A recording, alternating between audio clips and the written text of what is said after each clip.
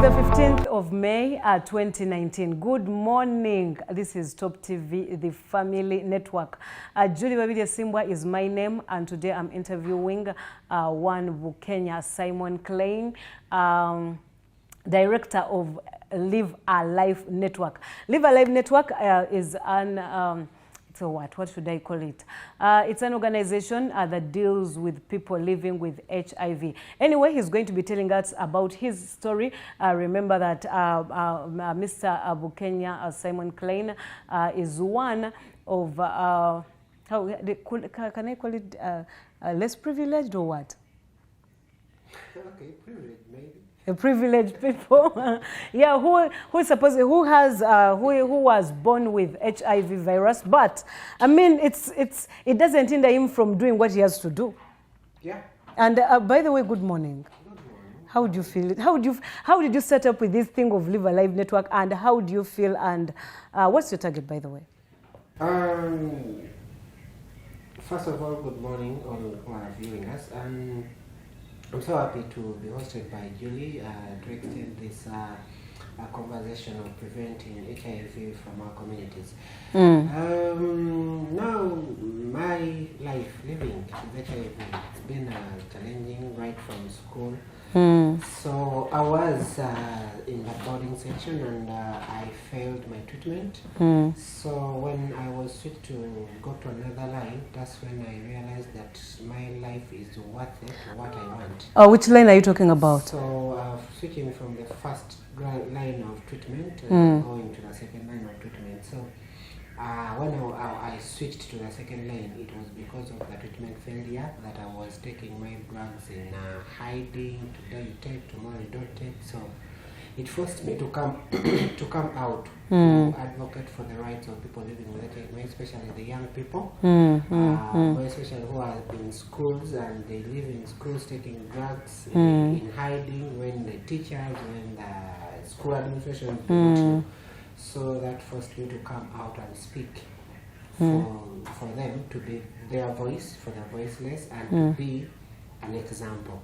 Okay. So that is how I started in the work that I'm doing, and I opened up right from my school when I was still in senior 2. Wow, senior 2. Yeah. Okay. Living with HIV and I was born with it. So that is how I started to actually advocate for the right. How did you come out of this stigma thing? Because it takes grace and courage. Is one of its kind. Like someone, you have to realize what you want, and also what you're opting at, because stigma kills. And once you live with stigma, obviously you can fail to take your treatment, and all of a sudden you can die. But it's all about setting your goals and getting to know what your life needs or what do you want in your life. So to me, I decided that I need to stay, and I have a lot of things that I have to do. Yeah. So when I realized, I saw like there is a burden, there is a gap of the young people not having the information, young people living in denial. So I stood up as an example. So I had to put out the stigma and flaunt what I want to become in future, and also helping others to cope up with that. Did you have any person who helped you do that, or you did it by yourself? I would say that when I was diagnosed HIV positive, it was only one person that helped me out to cope up with the situation. It was like 2-3 months. So from that time, I had to live alone, like coping up with the situation after the first counseling and being diagnosed, because I used to meet one of my people in, it was called Kansala Solme. By then, we were not taking the drugs. We were still waiting for your CD4 to come down. So that counselor helped me with coping up with the situation. But after that, I had to stand alone with what fighting the stigma. So to me, I just realized it myself. I sat myself down and get to realize that what do I want in life, what do I need, and also what's the way forward, like I should do to see that I live healthy, I live longer, I after getting all the information that I needed, I had to step out and start on the work that I've been doing. Okay.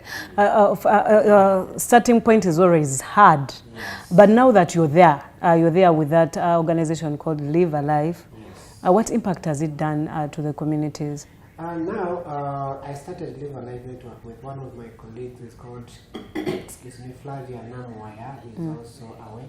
But we started this initiative. It was my idea, and I also had to engage her because she's also a young person living with HIV and a young positive mother. So we had a common goal that helped us to come up with this Live Alive Network. So we stood up and write up a concept, and then we had to advocate and see that we are here where we are.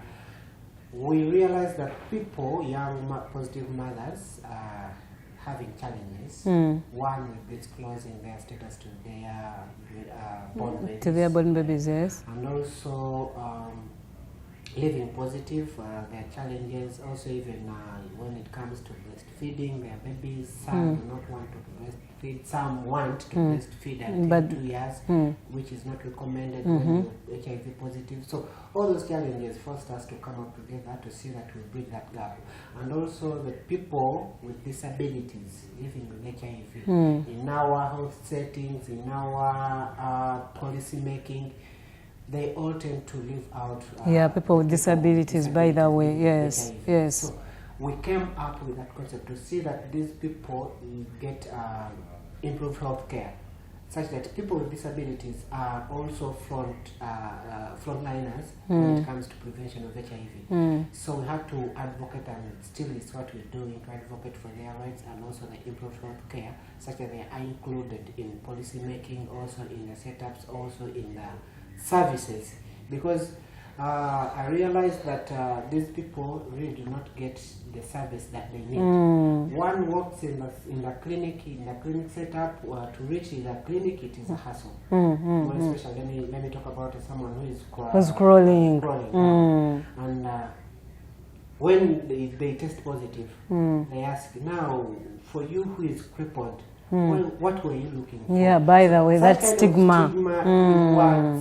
Towards the issues when in the community really force these people not to access the services because of the safety. They feel low, they feel what, and they decide to just that's back what up. forced us to come up with that idea to see that they get improved health care as evaluated, and also our communities, to fight the stigma and discrimination that are still rampant in our community, and also to make sure that people get the information, because we have a challenge of treatment literacy, that people do not have the information about treatment, do not know the information. Because even when you find like someone who is living with HIV that they can live healthy, there's a person who is negative and there is no contraction.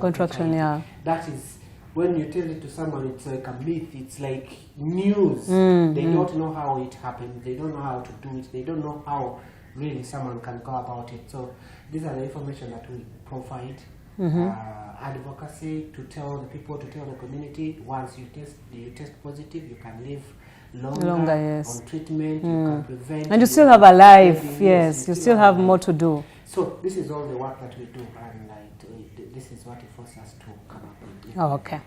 All right, we're going for a short break. When we come back, we are still with Mr. Bukenya Simon Klein. Don't go away.